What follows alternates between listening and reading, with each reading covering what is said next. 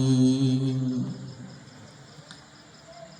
الحمد لله رب العالمين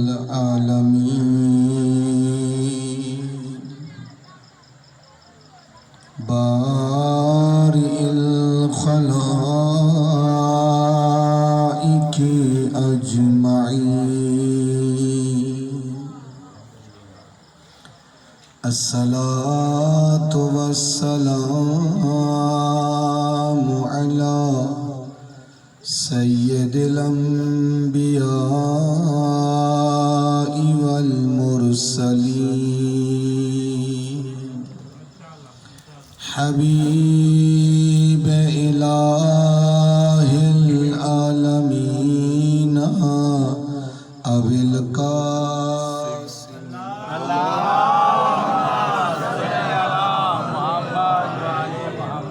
وآلہ الطیبین الطاہرین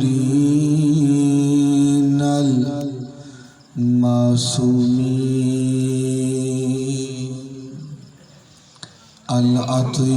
الاطیبین الاطہرین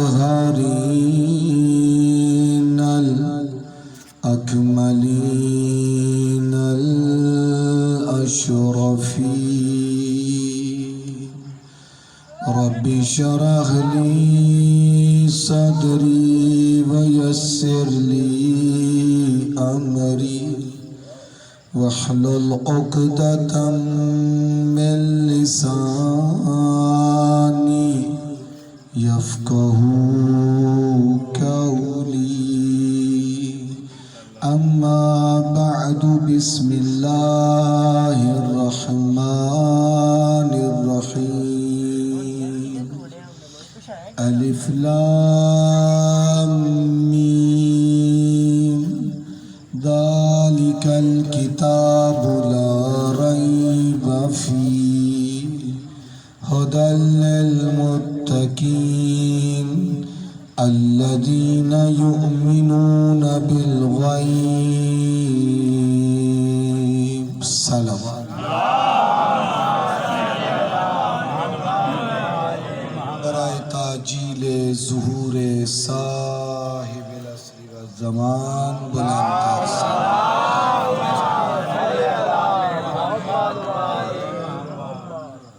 ایک اور صلوات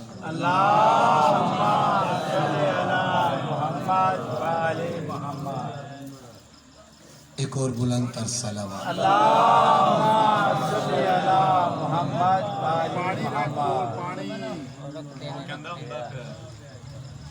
اگر آپ کی توجہ میری طرف ہو تو کچھ ارشاد عرض کرو اچھا الف لام میم ذالک الکتاب لا ریب فیہ اس کتاب میں کوئی شک نہیں ھدی للمتقین یہ کتاب ہدایت ہے متقین کے لیے متقین وہ ہیں جو غیب پر یقین رکھتے ہیں ایمان رکھتے ہیں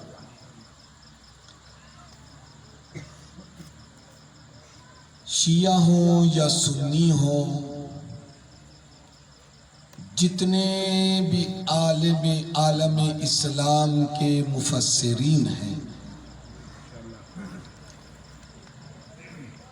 ان سب نے حروف مقطعات کی ٹرانسلیشن ترجمہ کسی نے بھی ان کا ترجمہ کرنے کی جرأت نہیں کی الف لام میم ترجمے میں دیکھیں تو اس سے یہی لکھا ہوگا الف لام میم کسی نے کوئی ترجمہ نہیں کیا چاہے شیعہ ہے چاہے کوئی بھی کسی بھی مذہب کا ہے کسی نے ترجمہ اس کا تقریباً 29 سوروں میں اس کے حدود حروف مقطعات استعمال ہوئے ہیں۔ خدا نے قرآن کی ابتدا بھی حروف مقطعات سے رکھی۔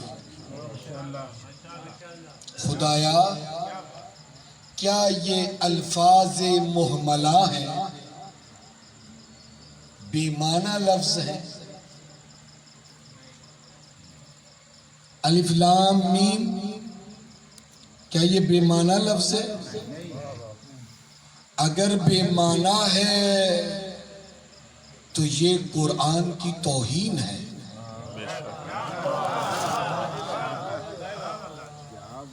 قرآن ہر قسم کے لہو و لعب سے پاک ہے، ہر قسم کے محملات سے پاک ہے۔ اگر یہ الفاظ محملہ نہیں تو بامعنی لفظ ہے، اگر بامعنی لفظ ہیں تو پروردگارہ تو نے ان کا معنی دوسروں کو کیوں نہیں بتایا؟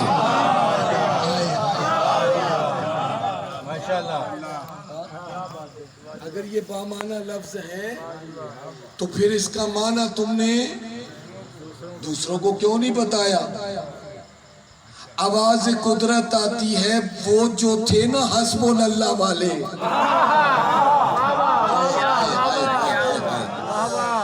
وہ جو تھے نا حسب اللہ والے، ہم نے قرآن کی ابتدا میں یہ الفاظ رکھ کر ان کے منہ پہ تماچا مارا ہے۔ جب تم قرآن کے پہلے لفظ کا معنی نہیں جانتے، پورے قرآن کو کیسے جانتے؟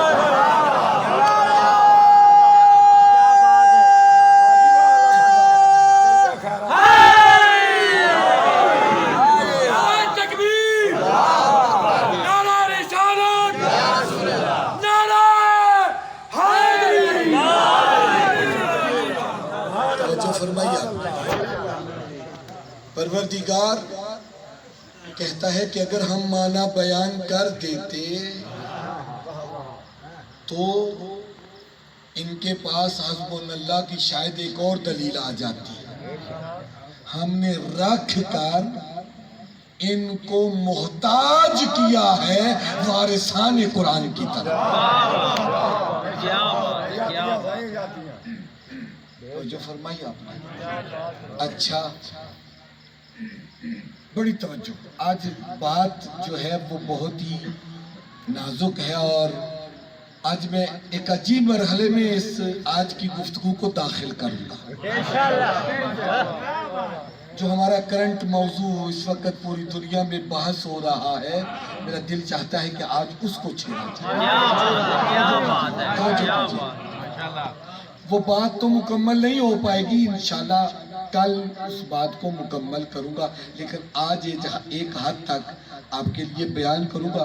جتنی باتیں کہوں ان کو دل پہ لکھ لیجئے گا، کل تکرار نہیں کروں گا، کل کے لیے یہ آج کی باتیں مقدمہ ہوں۔ توجہ فرمائیے آپ۔ اچھا میرا ساتھ دیجئے گا عزیزان محترم۔ جتنے بھی حروف مقطعات ہیں، جتنے بھی حروف مقطعات ہیں، تقریباً 29 حروف مقطعات ہیں، اور ان حروف کو دیکھیں، جملہ نازک ہے، سمجھیے گا۔ ان حروف میں کچھ حروف ہیں کہ جو تکرار ہوئے، الف لام میم، الف لام را، کاف ہا یا عین صاد، کاف یا سین۔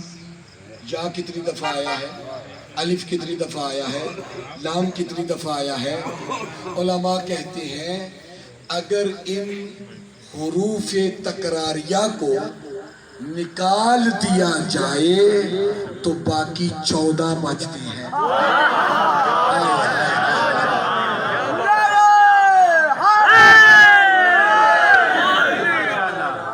تکراری حروف کو نکال دیں تو باقی کتنے حروف ہیں؟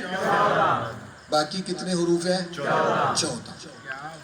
اب 14 ان حروف سے سارے مفسرین سر توڑ کر کوئی جملہ بنانا شروع ہو گئے کہ ان 14 حروف سے کوئی نہ کوئی بامانہ جملہ بنایا جائے. فخر الدین رازی بہت بڑا نام ہے اہل سنت کا، بہت بڑا مفسر، تفسیر ابن کبیر بہت بڑی اس کی تفسیر شمار ہوتی ہے. اس نے کہا میں نے لاکھ کوشش کی لیکن مجھ سے ایک جملے کے علاوہ کوئی نہ بنا. ان 14 حروف کو جوڑ کر جو بامانہ لفظ بنتا ہے، بامانہ جملہ بنتا ہے، وہ یہی ہے صراط علی حق نمسکہ، علی کا ہی راستہ سچا ہے جس کو ہم تھامے ہوئے.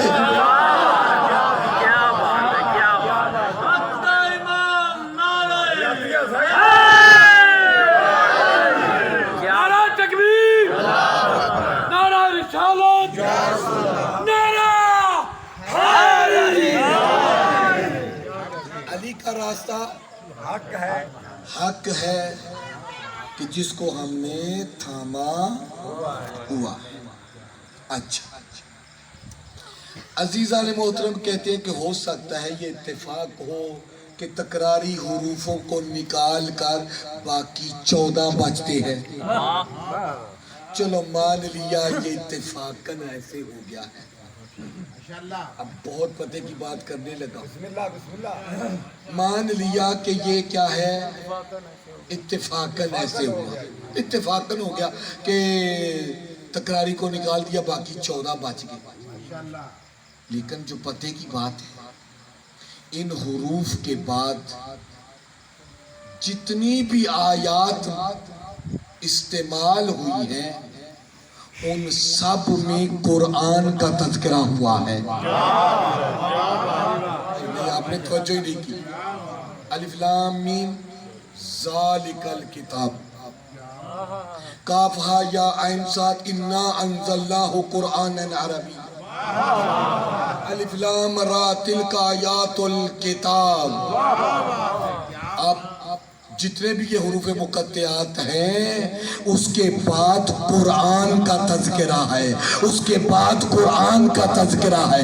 عزیزان محترم ان 14 کے بعد قرآن کا تذکرہ ہونا یہ اس بات پر دلیل ہے کہ ان 14 کا کوئی گہرا تعلق قرآن.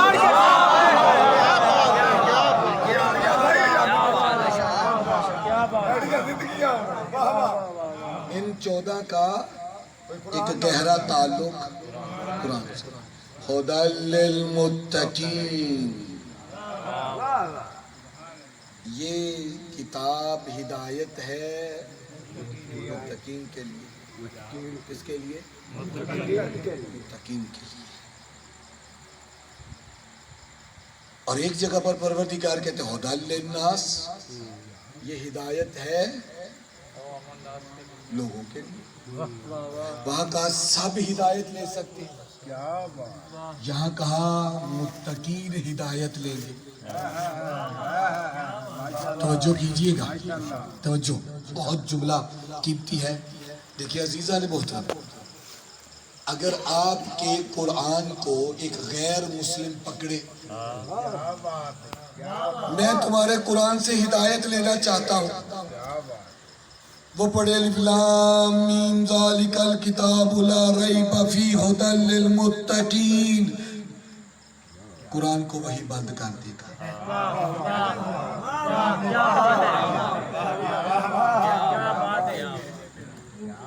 تمہارا قرآن کہہ رہا ہے کہ یہ ہدایت کرتا ہے کن کو؟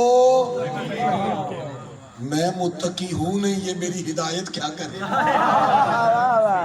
متقی تو بہت دور کی بات ہے، میں مسلمان نہیں ہوں. نہیں بات پہنچی رہی ہے. ہاں عزیزان محترم، اس کا مقصد یہ ہے کہ پھر تو ہدایت نہیں لے سکتے، وہ تو ہدایت نہیں لے سکتے. نہیں، اس لیے پروردگار نے کہا ھدی للناس،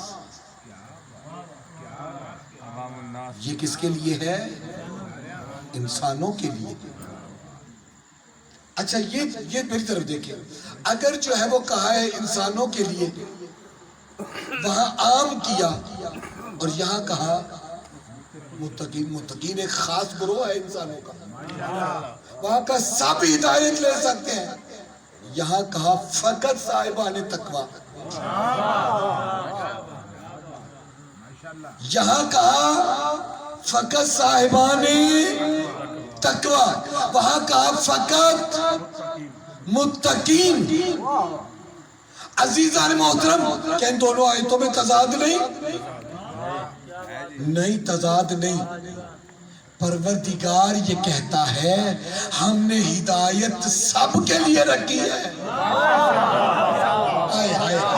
ہم نے ہدایت سب کے لیے رکھی ہے۔ پروردگار کہتا ہے ہدی للمتقین، ہم نے ہدایت سب کے لیے رکھی ہے، لیکن قبول وہ کریں گے جن کے دل میں تقوی ہوگا۔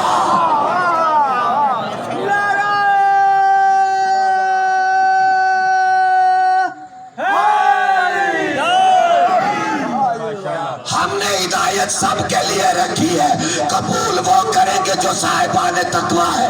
جس طرح اللہ کے رسول نے من کنت مولا کہہ کر لفظ من کو عام استعمال کیا، علی کو مولا سب کا بنایا، قبول وہ کریں گے جن کے دل میں ایمان۔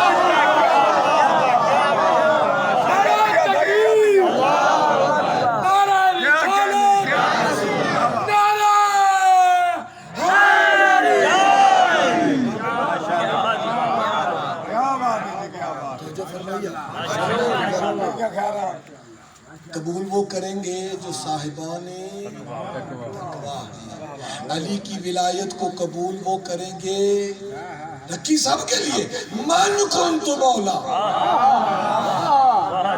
لیکن قبول وہ کریں گے جن کے دل میں ایمان۔ ایک سلوات پڑھ دیں۔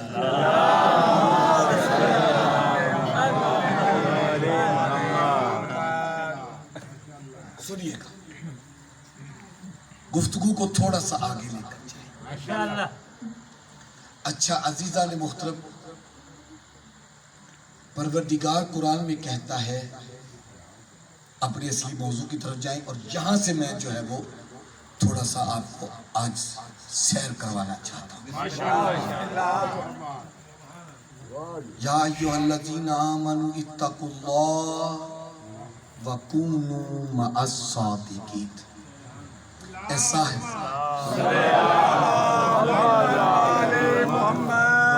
اے صاحبان ایمان، تقوی اختیار کرو اور سچوں کے ساتھ ہو جاؤ۔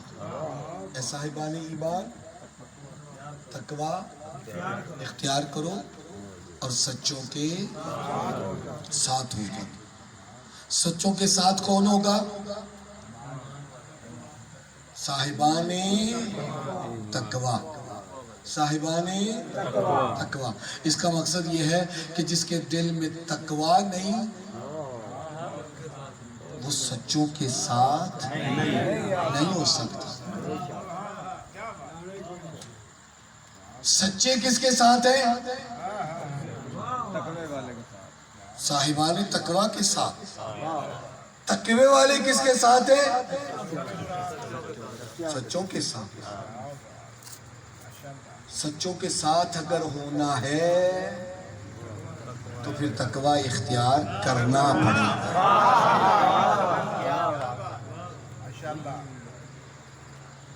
عزیزان محترم، اللہ نے کیا کہا؟ کونوا مع الصادقین، سچوں کے ساتھ ہو جاؤ۔ کس کے ساتھ؟ سچوں کے ساتھ۔ دیکھیں یہ صادقین جمع کا صیغہ ہے۔ کس کا صیغہ ہے؟ جمع کا صیغہ۔ جمع کا صیغہ ہے نا؟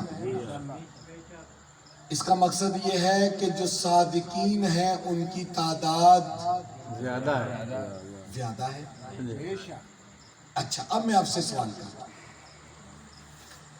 اگر اللہ یہ کہتا یا ایھا الذین آمنوا اتقوا اللہ وکونوا مع الصادق، اے ایمان والو تقوی اختیار کرو اور سچے کے ساتھ ہو جاؤ.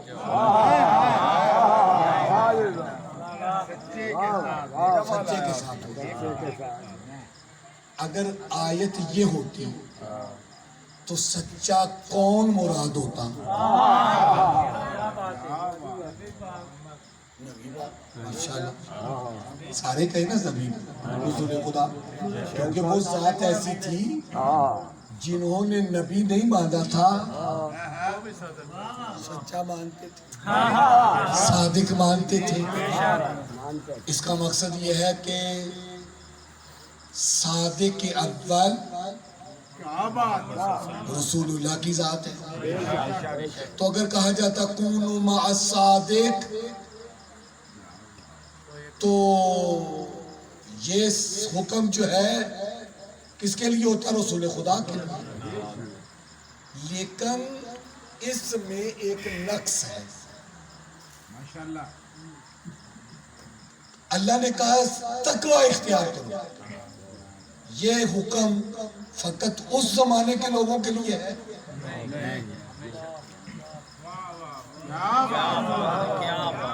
نہیں آپ پہنچ نہیں رہے. دیکھیں یہ حکم کس کے لیے ہے؟ ہر زمانے کے صاحبان ایمان کے لیے. اگر اللہ ہر زمانے کے صاحبان ایمان کو کہے تم تقوی اختیار کرو اور سچے کے ساتھ ہو جاؤ، خدایا وہ سچا تو چلا گیا ظاہری طور.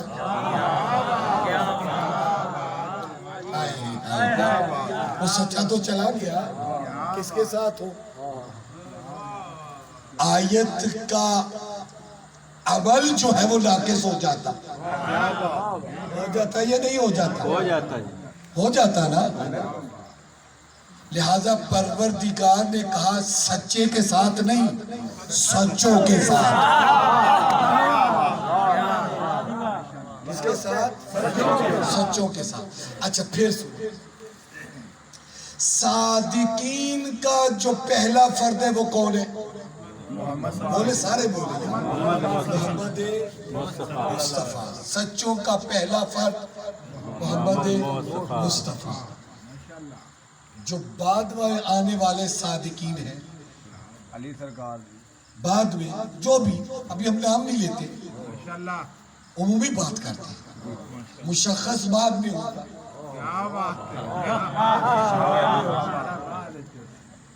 چلے مشخص کرتے ہیں، آپ کی خواہش ہے تو مشخص کرتے.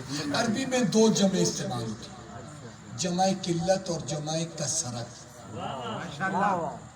جمع قلت 3 سے لے کر 10 تک کے افراد کے لیے استعمال ہوتی ہے. کتنے کے لیے؟ 10 تک. 3 سے لے کر 10 تک.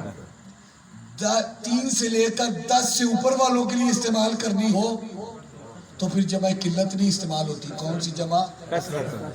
الصادقین جمع قلت نہیں، جمع کثرت ہے. تو اس کا مقصد یہ ہے، علامہ نقن الحرامہ فرماتے ہیں کہ صادقین کی تعداد کم از کم 10 سے زیادہ ہے.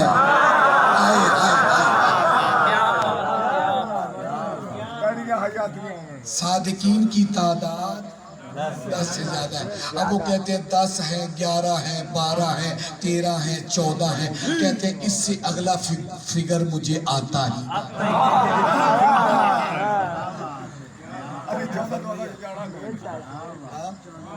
اچھا اب یہاں تک آپ آگئے. اب سنیں، اللہ نے جتنے بھی صادقین ہیں 10 سے زیادہ ہیں یا نہیں؟ یہ واضح ہو گیا، 10 سے زیادہ ہیں. صادقین کا جو پہلا فرد ہے وہ ذات گرامی ہے رسول خدا. ٹھیک ہے جی. بعد والے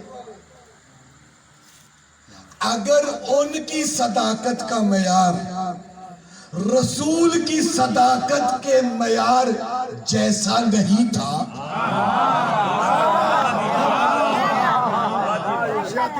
تو خدا کے ہاں لفظوں کی کمی نہیں، وہ تو خالق کے الفاظ ہیں۔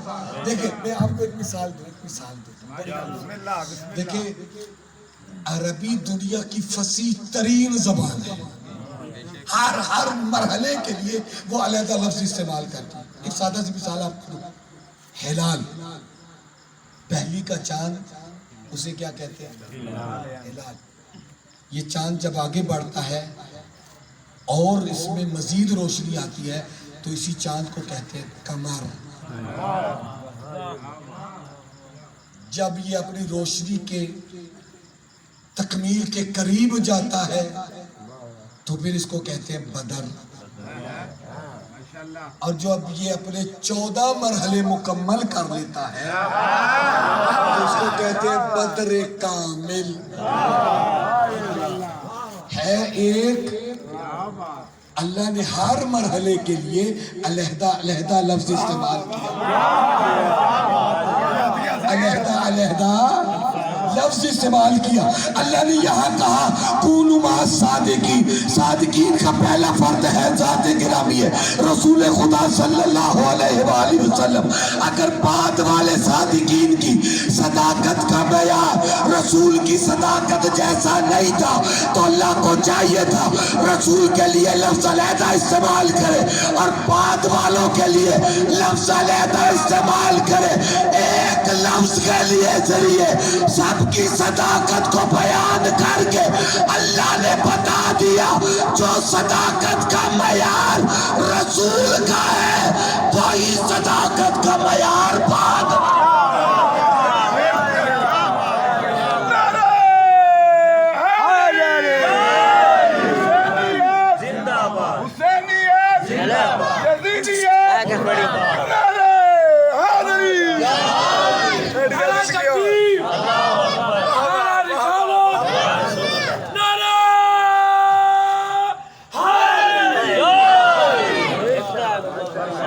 جو معیار صداقت کا پہلے میں ہے وہی صداقت کا معیار آخری میں۔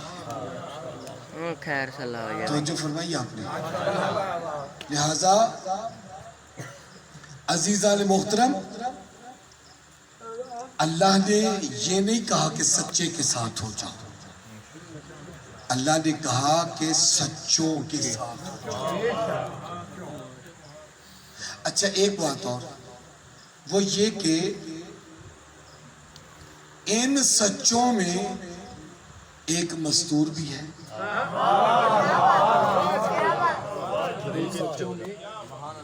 ایک مستور بھی ہے۔ عربی کا قانون یہ ہے کہ جب مرد زیادہ ہوں خواتین کم ہوں تو ان کے لیے خاتون کے لیے علیحدہ لفظ نہیں استعمال ہوتا، وہی مذکر کا صیغہ اس عورت کے لیے بھی استعمال ہوگا۔ یہاں پروردگار نے جناب زہرا کے لیے علیحدہ استعمال نہیں کیا چونکہ مرد 13 ہیں،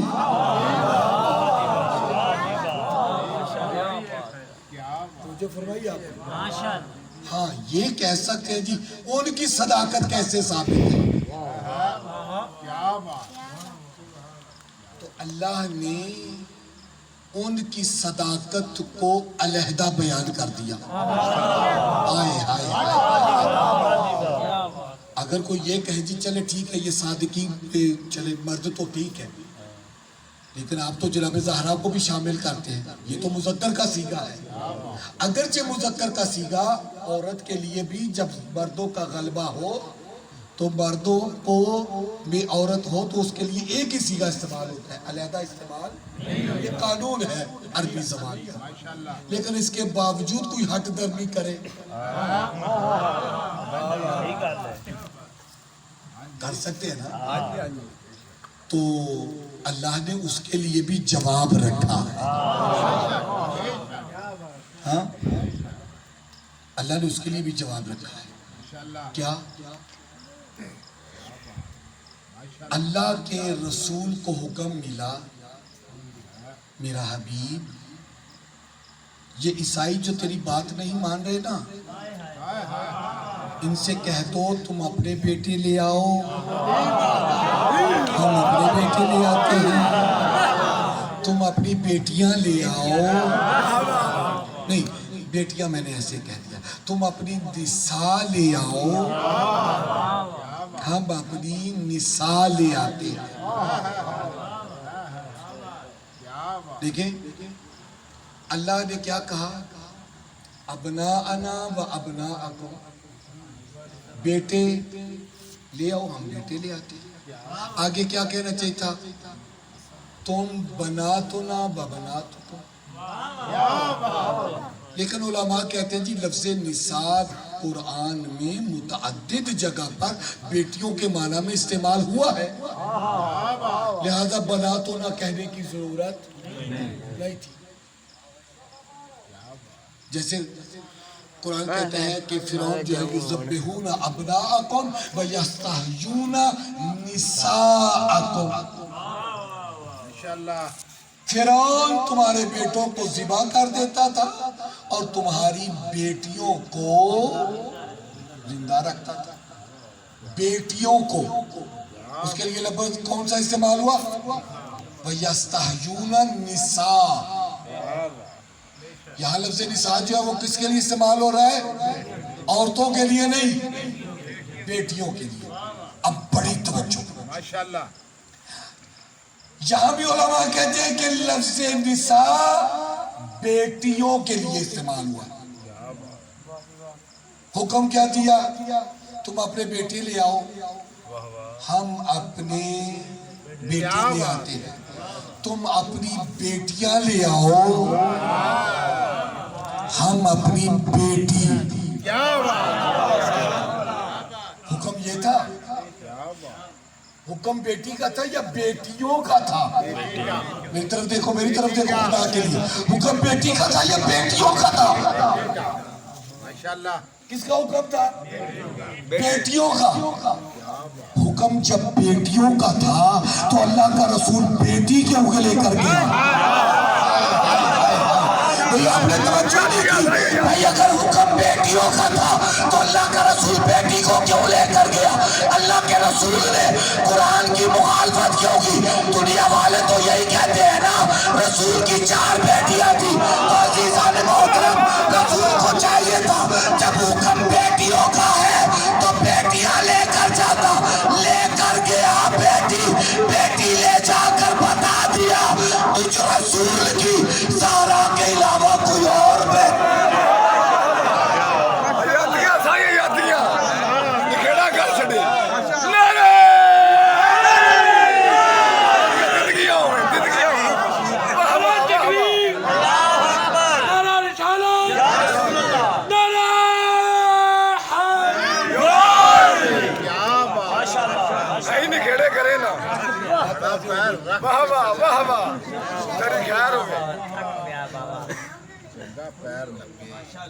کیا ہوا؟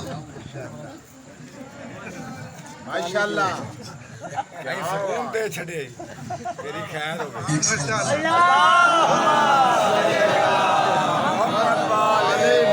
میرے ذہن میں تھا کسی نے کوئی بات کی, غصے سے نکل گیا. ماشاءاللہ. ماشاءاللہ. ایک سلوات پڑھ.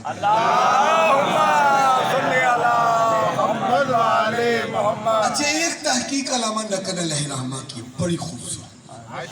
وہ کہتے ہیں جی لفظ نساء عورت کی ہر کیٹیگری پر استعمال ہوتا ہے. ماشاءاللہ. وہ ماں کے روپ میں ہو, بیٹی کے روپ میں ہو, یا بیوی کے روپ میں ہو. کیا بات. ماشاءاللہ. اس زمانے میں بھی بیٹیوں والا حکم آ جائے گا. ماشاءاللہ. وہ کہتے ہیں جی میری تحقیق یہ ہے کہ لفظ نساء عورت کی ہر کیٹیگری کے لیے استعمال ہوتا ہے. جب لفظ نساء کہا تم اپنی نساء کو لے آؤ, اس کا مقصد کیا تھا؟ میرا حبیب عورتوں کی کیٹیگریز میں جتنی بھی تجھے صادقہ نظر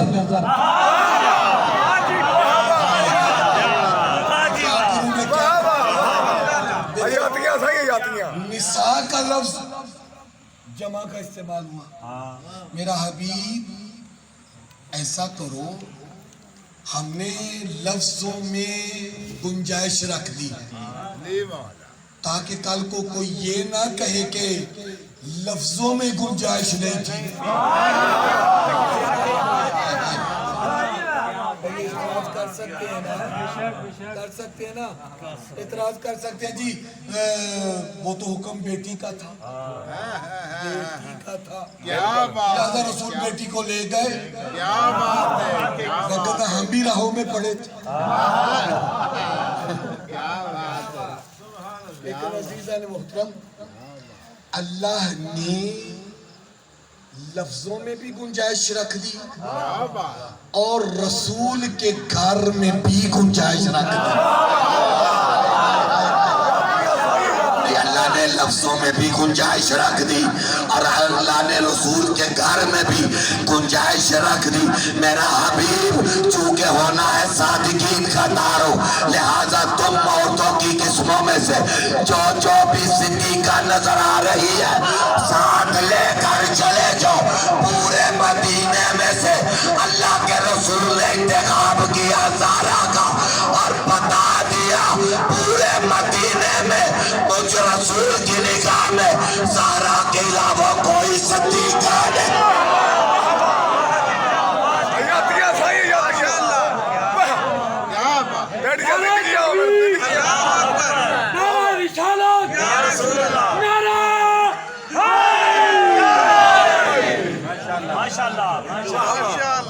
پورے مدینے میں مجھ رسول کی نگاہ میں زہرا کے علاوہ کوئی صدیقہ نہیں ہے.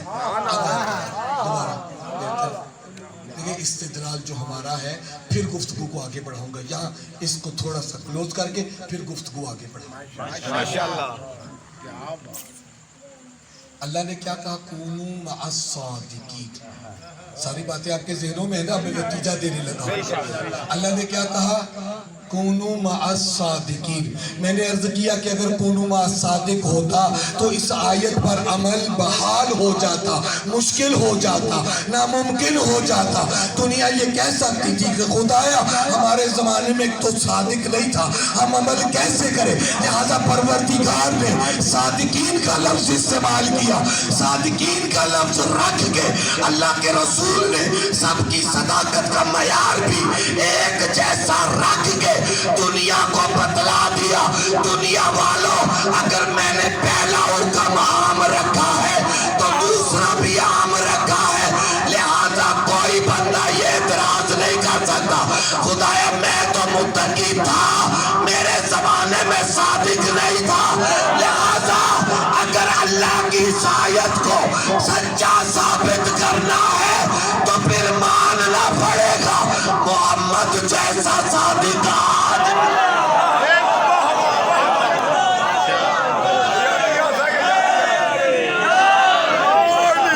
نعرہ تکبیر, نعرہ رسالت, اور نعرہ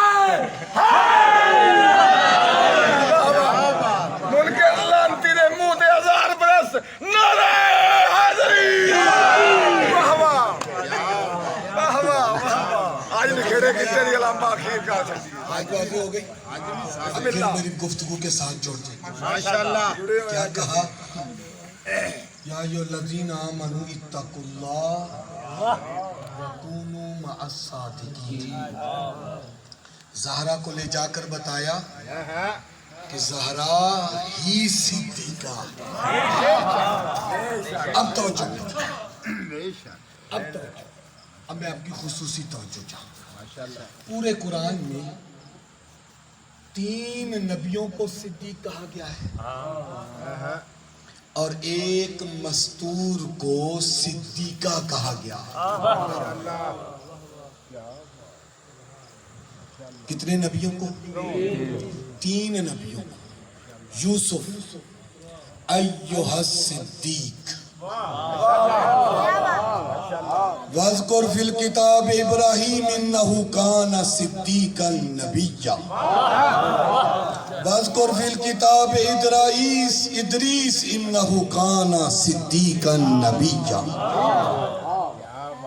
وامہ صدیقہ.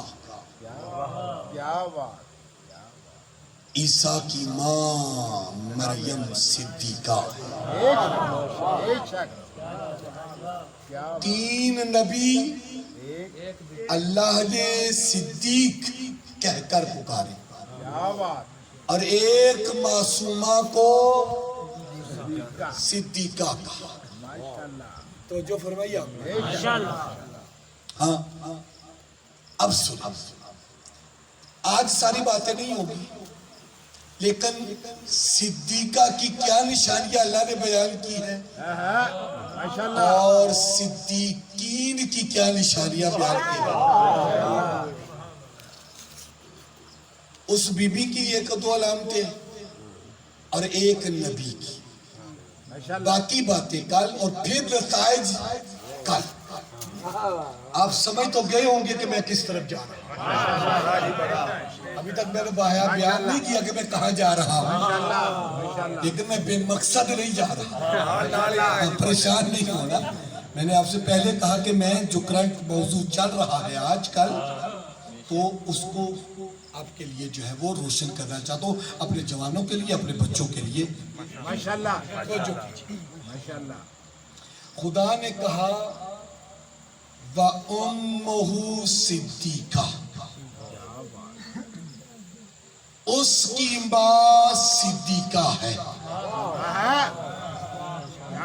کس کی ماں؟ بتائیں نا، سب نے نمبر نہیں لیے. اس کی ماں عیسیٰ کی ماں. عیسیٰ کی ماں صدیقہ ہے. خدا نے یہ نہیں کہا مریم صدیقہ ہے. میں بڑا قیمتی جملہ کہہ رہا ہوں، لیکن جب تک آپ کے ذہن آمادہ نہیں ہوں گے اس جملے کے سننے کے لیے میں جملہ نہیں کروں. عزیزو، اللہ نے یہ نہیں کہا مریم صدیقہ ہے، یہ بی بی بس صدیقہ ہے، مریم صدیقہ ہے. کہا نہیں، عیسیٰ کی ماں صدیقہ ہے. تو عزیزو، قرآن کی نگاہ میں صدیقہ وہ بی بی ہو سکتی ہے جو کسی معصوم کی ماں ہو.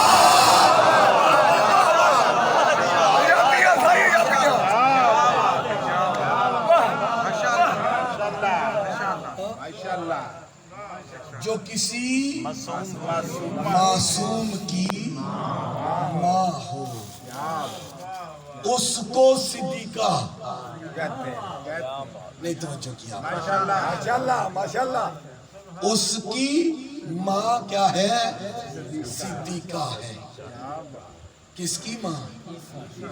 عیسیٰ کی ماں. اس ایک کو لے تھوڑا سا آگے چلے، ابھی پھر دوبارہ ہوگا. یوسف ایہا الصدیق. آج اس کو صرف ایک دو باتیں بیان کروں گا. کیوں بیان کر رہا ہوں؟ تاکہ پھر ان دونوں کے درمیان تقابل کر کے نتیجہ آپ کے ہاتھ میں. یوسف ایہا الصدیق، یوسف کو صدیق کہا. برادران یوسف نے یوسف علیہ السلام کو قتل کرنے کا منصوبہ بنایا. اقتلوا یوسف، یوسف کو قتل کر دیا. جناب یعقوب کا بیٹا جو لاوی تھا اس نے کہا تمہارا مقصد یہ ہے کہ یوسف کو بابا سے علیحدہ کر دیا جائے، دور کر دیا جائے، لہذا ایسا کرو لا تقتلوہ،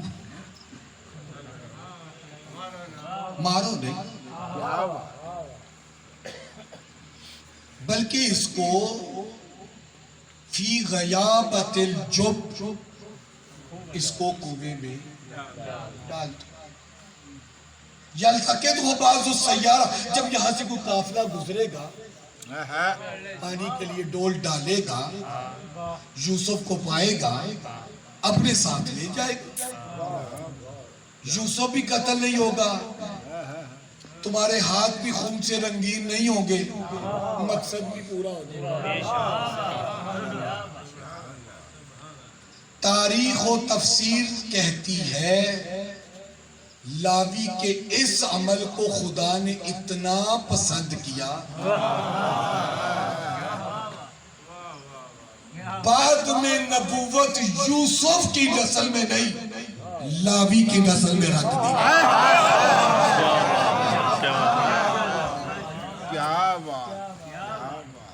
ایک نبی کی جان بچائی نہیں، جان بچانے کا مشورہ دیا، جان بچانے کا مشورہ دیا. تو جو نبی کی جان بچانے کا مشورہ دے اللہ اس کی نسل میں معصوم رکھ دیتا ہے. تو جو جگہ جگہ پر خاتم الانبیاء کو بچاتا رہا، اب آپ نے سمجھا کہ اللہ نے ابو طالب کی نسل میں 12 امام کیا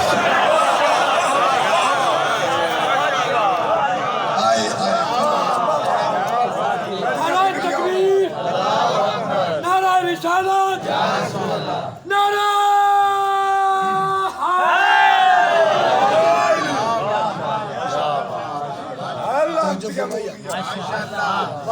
اچھا قافلہ آیا یوسف کو نہیں. ایک بات اور ذہن میں آ گئی. اب چونکہ صدیق کی نشانیاں بیان کری، بڑی خوبصورت نشانی. جب وہ یوسف علیہ السلام کو کنویں میں ڈال کر گئے تو وہ کنواں خشک تھا، پانی اس میں نہیں تھا. آپ کو پتہ ہے کہ گہرائی میں جو جگہ پانی والی اور خشک ہو جائے وہاں حشرات کا بسیرا ہو جاتا ہے. بے شک جو ہی یوسف کنویں کی گہرائی میں گئے، حشرات نے یوسف پر حملہ کرنا چاہا. دوڑ کر ایک سانپ آگے آیا، ان کو روک کر کہتا ہے اس پر حملہ نہ کرنا، یہ صدیق نبی ہے. اس پر حملہ نہ کرنا، یہ صدیق نبی ہے. تو پھر مجھے یہ کہنے کا حق حاصل ہے، صدیق وہ ہوتا ہے جو سانپ سے نہ ڈرے. سانپ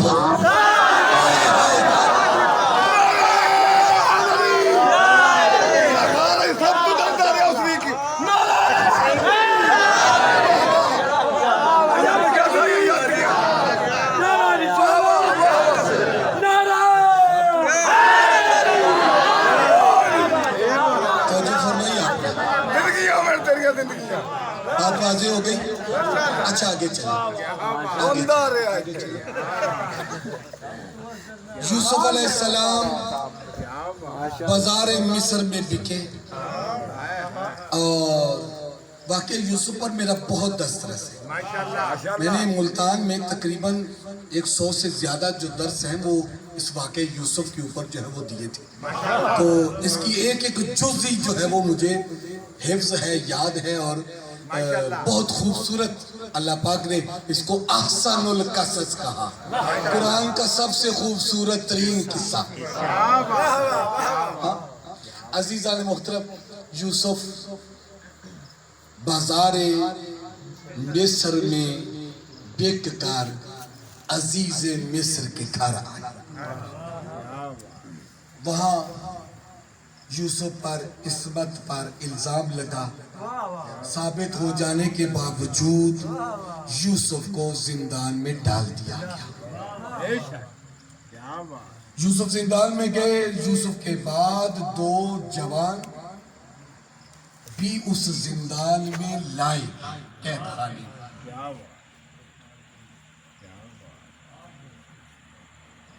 یوسف، ان کا اخلاق، ان کا کردار، قیدیوں کے ساتھ محبت، ان قیدیوں نے یوسف کی محبت نے قیدیوں کو قید کر دیا. یوسف کی محبت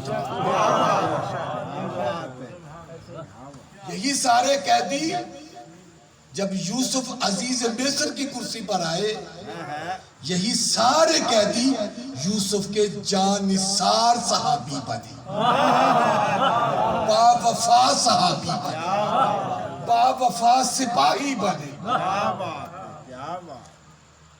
یوسف علیہ السلام صبح کو 2 جوان آئے اور آ کر کہتے ہیں ہم نے رات کو خواب دیکھا ہے. انی ارانی ان اعصر خمرا، میں نے خواب میں دیکھا ہے کہ میں اپنے مالک کے لیے شراب نچوڑ رہا ہوں۔ دوسرے نے کہا انی ارانی احمل فوق راسی خبزا تاکل الطیر میں، یوسف میں نے خواب میں دیکھا ہے کہ میں نے سر پہ روٹیاں اٹھائی ہوں اور پرندے اس سے نوچ نوچ کر کھا رہے ہیں، پرندے اس سے نوچ نوچ کر کھا رہے ہیں۔ یوسف ہماری خواب کی تعبیر بتاؤ۔ یوسف علیہ السلام نے کیا، اما احدکما، تم میں سے جو ایک ہے، فیسقی ربہ، وہ آزاد ہو جائے گا، دوبارہ اپنی اسی نوکری پہ بحال ہو جائے گا اور وہ اپنے مالک کو شراب پلائے گا۔ فیسقی ربہ، وہ اپنے مالک کا ساقی بن جائے گا۔ وَأَمَّا الْآخَرُ، جو تم ہو دوسرے، فَيُسْلَبْ فَيُؤْكَلُ الطَّيْرُ مِنْ رَأْسِهِ، تمہیں قتل کر دیا جائے گا، صلیب چڑھا دیا جائے گا اور تیری لاش کو لٹکا دیا جائے گا، اور لاش کو لٹکانے کے بعد تیرے سر سے پرندے تیرا گوشت نوچ نوچ کر کھائیں گے۔ اب یہاں تک میں آپ کو لے کر آیا خدا کے لیے، جو بات کہنا چاہتا ہوں صدیق کی نشانی۔ واضح ہوا؟ واضح ہو گیا؟ ہاں۔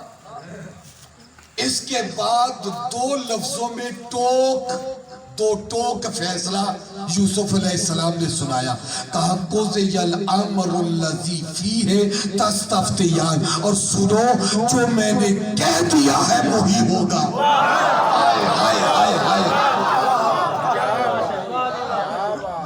جو میں نے کہہ دیا وہی ہوگا۔ اس کا مقصد یہ ہے کہ صدیق کی ایک نشانی یہ ہے، جو وہ کہہ دیتا ہے ہو جاتا ہے۔ توجہ نہیں کی آپ نے، صدیق کی ایک نشانی یہ ہے، جو وہ کہتا ہے ہو جاتا ہے۔ جناب زہرا نے بچوں کے لباس درزی کو دیے نہیں تھے، کہا رضوان کو درزی بننا پڑا۔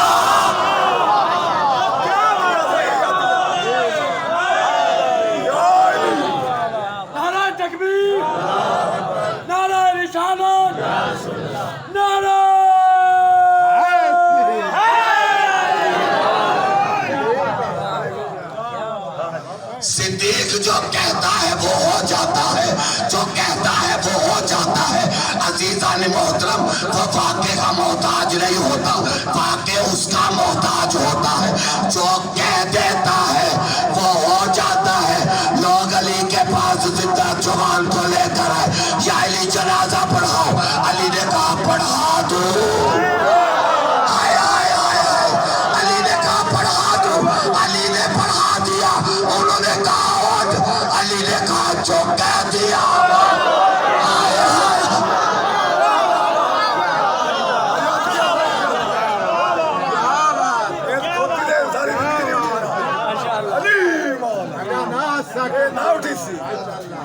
قیامت بھی نہیں اٹھنا ہے۔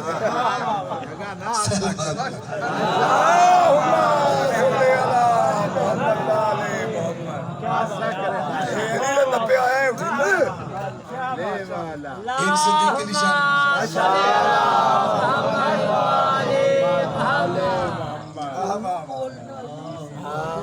ایک صدیق کی نشانی واضح ہو گئی۔ ایک اور صدیق کی ایک اور نشانی، یوسف علیہ السلام۔ یوسف جب ان کو خواب کی تعبیر بتا رہے تھے تو انہوں نے کہا کہ سنو، ذالکما مما علمنی ربی، یہ جو میں تمہیں بتا رہا ہوں اپنی طرف سے نہیں، یہ جو میں تمہیں بتا رہا ہوں یہ میں اپنی طرف سے نہیں، یہ میرے اللہ کا علم ہے جو اس نے مجھے دیا ہے، جو اس نے مجھے دیا ہے۔ تو اس کا مقصد یہ ہے کہ جو صدیق ہوتا ہے وہ بندوں کے علم کا محتاج نہیں ہوتا، وہ بندوں کے علم کا محتاج نہیں ہوتا، اس کو علم اللہ دیتا ہے، اس کو علم اللہ دیتا ہے۔ تو پھر مانو جو گھر کی عورتوں کا محتاج ہے،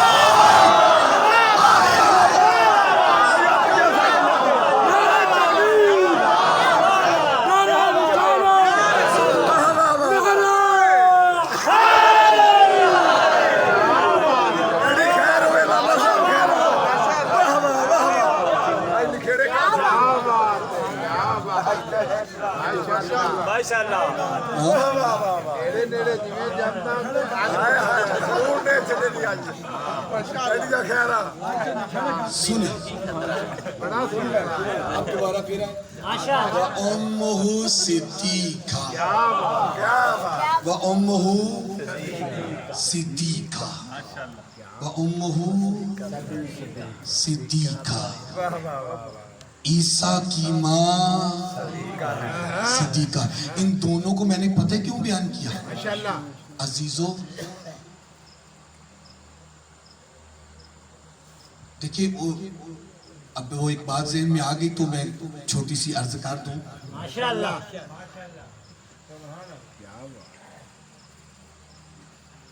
خدا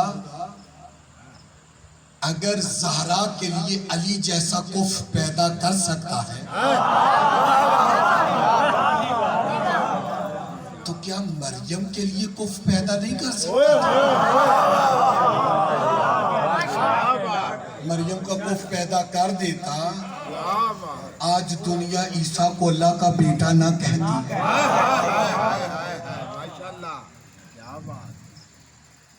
اللہ نے عیسیٰ کو اپنا بیٹا کہلوانا تو برداشت کر لیا،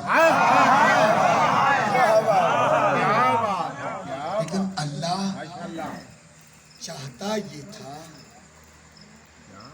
کہ مریم کی جب عصمت پر الزام لگے تو گواہی بچہ دیں۔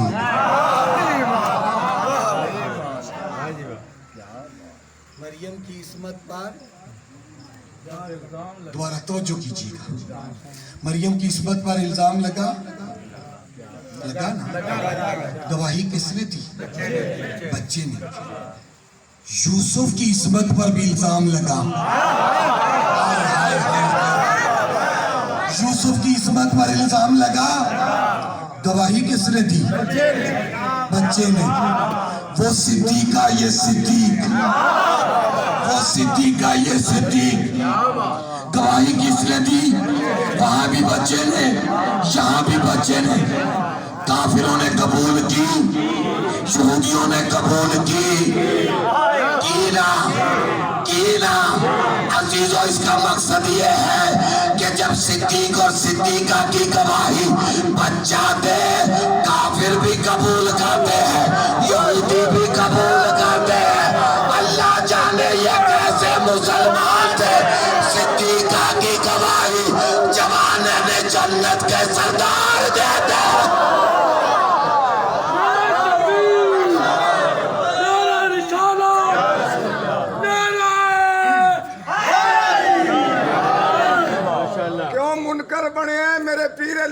شالا نانگ تے آوی لنگے تے داڑھی رکھ علامہ بنے ہو تیرے پیو پہ بیچی ہنگے تے تیرا بھی کوئی دوش نہیں، وہ تیری جد گھڑونجا سنگے حشر دیاڑے تو انج کٹی سے تیرے گرج کڑے سنڈیں گے نالا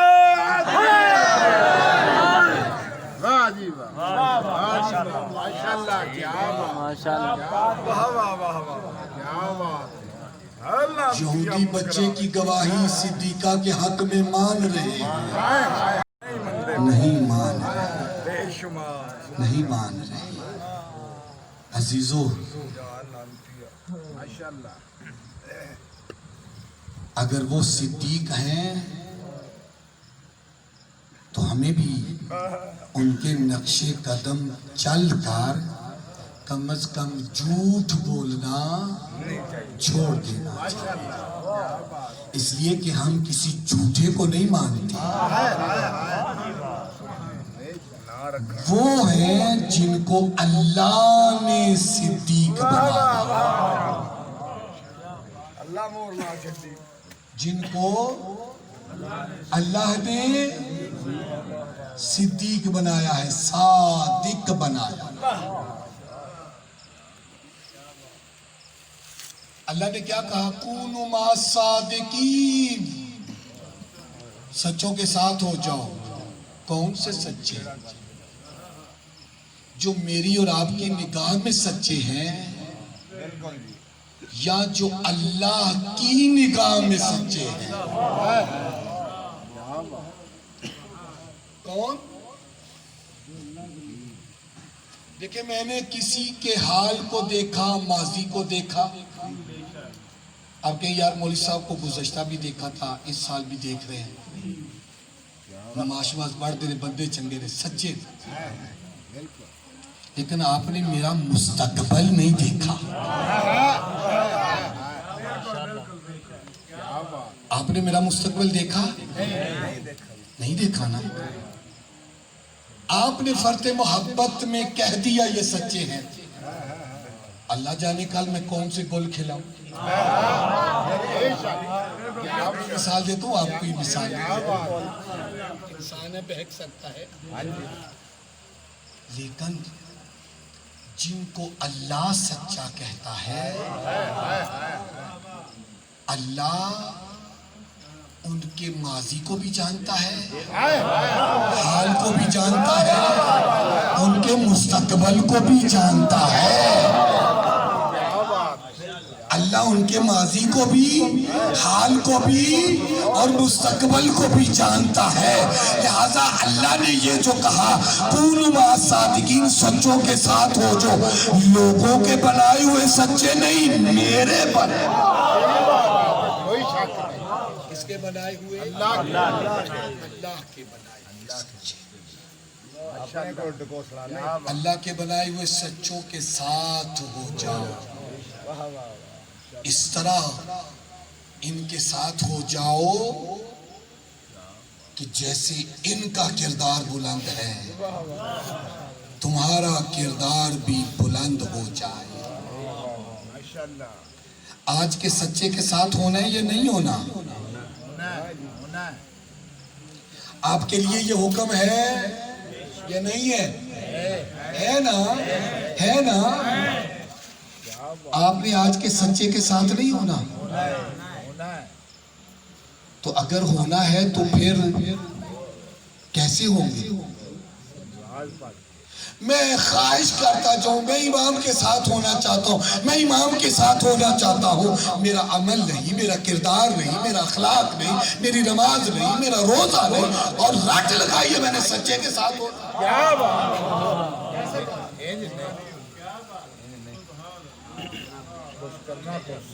بہت قیمتی جملہ کہنے لگا ہوں، عزیزوں، اپنے کردار کو اس طرح بلند کر دو، وقت کے حسین کو تمہیں کہنا نہیں پڑے گا ہمیں بلاؤ، وقت کا حسین تمہارے کردار کو دیکھ کر تمہیں خود بلائے۔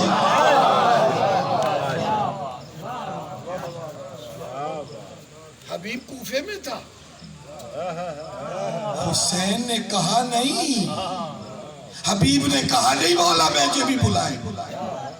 حسین نے خط لکھ کر خود حبیب کو بلایا۔ اس کا مقصد یہ ہے کہ حبیب اتنے بلند کردار کا مالک تھا کہ حسین جیسا امام اسے خط لکھ کر خود بلا رہا۔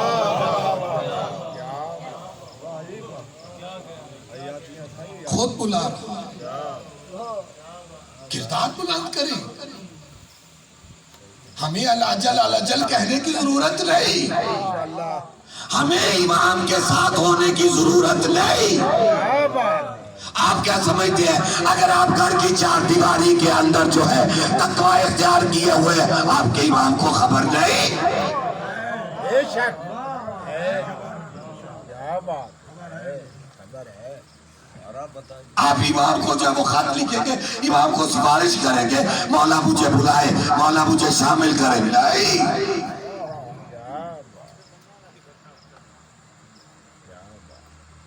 وہ خود چن چن کر لے جائیں، بے شک خود بلائیں گے۔ حسین نے حبیب کو خط خود لکھا، حبیب کھانا کھا رہے، زوجہ کے ساتھ بیٹھے ہوئے ہیں، ایسے میں دروازے پہ دستک ہوئی، حبیب نے کھانا چھوڑا، دروازہ کھولا، کہا کون؟ کہا نا انا برید الحسین، میں حسین کا قاصد ہوں، میرے مولا کا قاصد آیا۔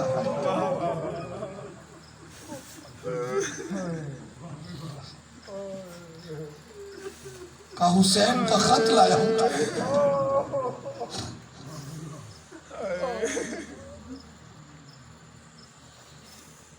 قاصد نے خط دیا، اس سے پہلے کہ حبیب پڑھتا خط کو چوما، آنکھوں سے لگایا، میرے مولا کا خط میرے لیے۔ خط کھولا، کہا حبیب یہ خط حسین بن فاطمہ آئے الى رجل فقیر، ایک مرد فقیہ حبیب ابن مظاہر کے لیے ہے۔ حبیب میں حسین کربلا میں نرغہ اعلیٰ میں گر گیا ہوں، اور حبیب یاد رکھو میں تنہا نہیں، نبی زادی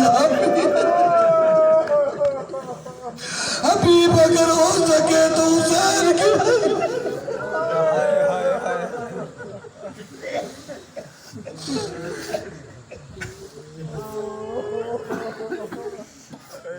حبیب میری مدد کے لیے۔ حبیب وہی کھڑے ہیں، واپس پلٹی، زوجہ پوچھتی ہے حبیب کون تھا؟ کہا حسین کا قاصد تھا۔ کہا کس لیے آیا؟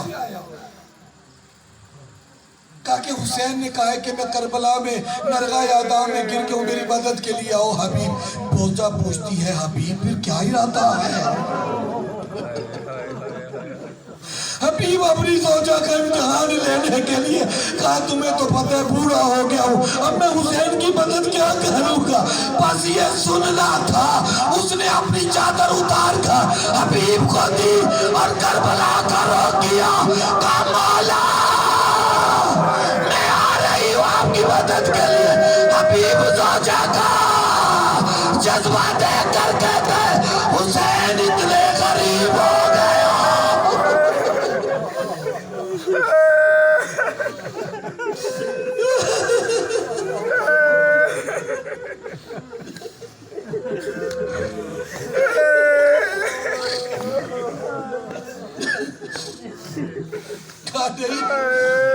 میں تو ایسے ہی تیرا امتحان لینے کے لیے کہا تھا، حسین بلائے اور میں جاؤں نہیں۔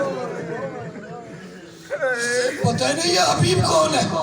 اللہ کا رسول ایک دن مدینے کی گلیوں میں جا رہا تھا، اللہ کے رسول نے ایک بچے کو اٹھ کر سینے سے لگایا، پیار کیا، اس کا ماتھا چوما۔ صحابہ کہتے ہیں یا رسول اللہ یہ بچہ کون ہے؟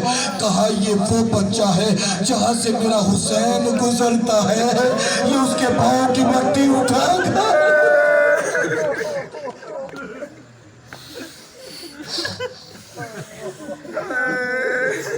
حبیب نے اپنے غلام کو بلایا، گھوڑا دیا، کہا کوفے کے حالات اچھے نہیں ہیں، تم ایسا کرو شہر سے باہر جاؤ، میرا انتظار کرنا، میں ابھی تھوڑا سا جو ہے وہ گم گما کر گلیوں بازاروں میں سے جو ہے وہ میں تمہارے پاس پہنچتا ہوں۔ عزیز و تاریخ مقتل کہتی ہے حبیب کو نکلتے نکلتے تھوڑی سی دیر ہو گئی، جب حبیب پہنچا عجیب منظر دیکھا، غلام نے گھوڑے کی گردن میں باہیں ڈالی ہوئی ہیں، گھوڑے کی آنکھ سے آنسو جاری ہے، اور غلام کہہ رہے گھوڑے سے ہے میرے مالک کا گھوڑا، اگر حبیب کسی مجبوری کی وجہ سے نہ آ سکا میں تجھ پر بیٹھ کا اپنے مولا کی مدد کو جاؤں گا۔ حبیب قریب آیا، کربلا کا رو کیا، حسین اتنے غریب ہو گئے، غلام رحم کر رہے، جانور آنسو بہا رہے۔ جزاک اللہ، جزاک اللہ، جزاک اللہ۔ اتنے غریب ہو گئے ہو، اتنے غریب۔ آ جاؤ، میں نے تمہیں خدا کی راہ میں آزاد کیا۔ غلام ہاتھ باندھ کر کہتا ہے مولا اب جنت کی طرف جا رہے ہیں۔ حبیب اور غلام چل پڑے۔ کبھی حبیب سوار ہوتا ہے، کبھی غلام سوار ہوتا ہے، کبھی حبیب سوار ہوتا ہے، کبھی غلام سوار ہوتا ہے۔ حسین اپنے سپاہیوں کے درمیان علم تقسیم کر رہے ہیں، ایک علم رہ گیا ہے۔ سارے پوچھتے ہیں مولا یہ کس کا علم ہے؟ مولا کا چہرہ کوفے کی طرف ہے۔ مولا فرماتے ہیں اس کا لینے والا بھی آ رہا ہے۔ بس دور سے اڑتی ہوئی دھول کو دیکھا، کہا بھیا بیٹا علی اکبر آگے بڑھو، چچا کا استقبال۔ جزاک اللہ، بس جزاک اللہ، بس آخری جملہ، عزادارو میرے مولا آگے گئے۔ عباس نے حبیب کو سینے سے لگایا، مولا کے قریب لایا، قریب لا کر میرے مولا نے حبیب کو علم دیا۔ عزیزان محترم، جب حسین کے اس لشکر میں تھوڑی سی صدائیں بلند ہوئی نا تو یہ آواز خیمہ زینب تک پہنچی۔ زینب زینب کہتی اماں فیضہ صبح سے لشکر پہ لشکر آ رہے ہیں، فوجی پہ فوجی آ رہے ہیں میرے بھیا کو قتل کرنے کے لیے۔ دیکھو اماں فیضہ اب کون آیا ہے؟ فیضہ نے پردہ ہٹایا، پردہ ہٹا کر کہا زینب مبارک ہو، بھیا کے بچپن کا دوست آ گیا۔ جو ہی سنا نا حبیب آ گئے، جناب فضہ سے کہا اماں فضہ جا کر حبیب سے کہو ہمارے پاس تمہاری مہمان نوازی کے لیے کچھ نہیں ہے، بس یہ کہنا علی کی بیٹی سلام، علی کی بیٹی سلام کر رہی ہے۔ فضہ نے آ کر کہا حبیب خوش قسمت ہو، علی کی بیٹی نے سلام بھیجا ہے۔ حبیب خاک کربلا پہ بیٹھا، خاک اٹھائی سر میں ڈالی، ہائے مولا اتنے غریب ہو گئے، علی کی بیٹی غلاموں کو سلام۔